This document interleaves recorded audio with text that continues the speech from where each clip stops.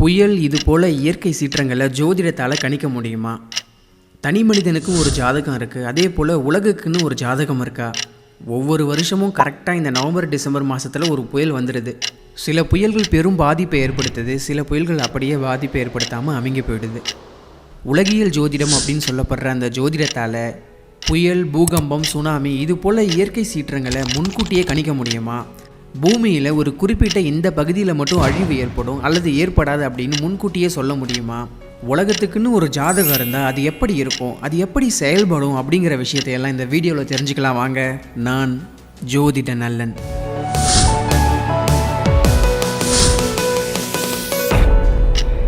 ஒவ்வொரு மனுஷனும் பிறந்த நேரப்படி கணிக்கப்படுற அவனுக்குன்னு தனிப்பட்ட ஜாதகத்தை வச்சு தான் அவனுக்கு என்ன நல்லது நடக்கும், என்ன கெட்டது நடக்கும் அப்படின்னு கணிக்கிறாங்க.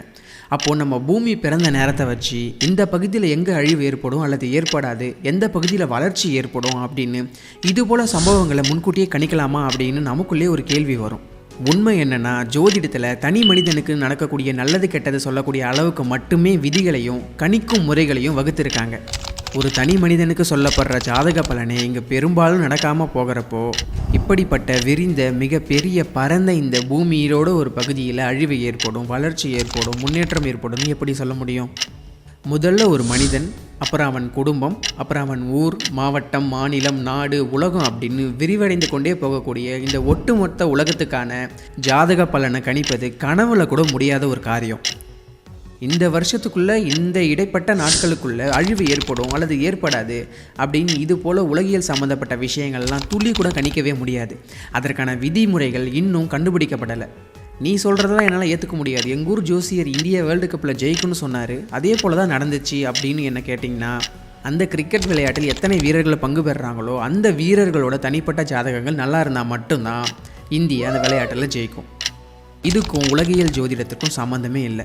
அதுபோல தான் ஒவ்வொரு மனுஷனுடைய சுய ஜாதகம் மட்டும்தான் வேலை செய்யுமே தவிர உலகுக்குன்னு ஒரு ஜாதகமும் இல்லை. அப்படியே அந்த ஜாதகம் இருந்தாலும் அது வேலை செய்யாது.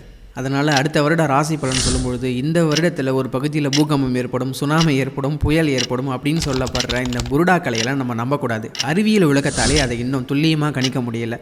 ஒரு தனி மனிதனுக்கு ஏற்படக்கூடிய நல்ல விஷயங்கள் இல்லை தீய விஷயங்களை மட்டும்தான் நம்மளால் ஜோதிடத்தால் சொல்ல முடியும். உலகத்தில் ஏற்படுற நல்ல கெட்ட விஷயங்களை நம்மளால் ஜோதிடத்தால் துல்லியும் கூற முடியாது. ஆனால் வருங்காலத்தில் அதற்கான விதிகளும் விதி விலக்குகளும் வழிமுறைகளும் கணிக்கும் முறைகளும் கண்டுபிடிக்கப்படலாம். அதற்கான வாய்ப்புகளும் இருக்குது. மனிதனை படைத்தது இந்த இயற்கை தான். இயற்கையை எதிர்த்து நம்மளால் எதுவுமே பண்ண முடியாது. இயற்கை என்ன நினைக்குதோ அதை மட்டும்தான் நடத்தும், அதை மட்டும்தான் செய்யும். இயற்கை எல்லாரையும் ஏற்றத்தாழ்வு இல்லாமல் பார்க்கும். மனிதன் இயற்கையோட அடுத்தடுத்த நகர்வுகளை துல்லியமாக கணிக்கவே முடியாது. மனிதனை படைத்து அவனுக்கு அறிவு கொடுத்ததே இந்த இயற்கை தான். இயற்கைக்கு ஒரு எறும்பு எப்படியோ மனுஷனும் அப்படித்தான். நன்றி.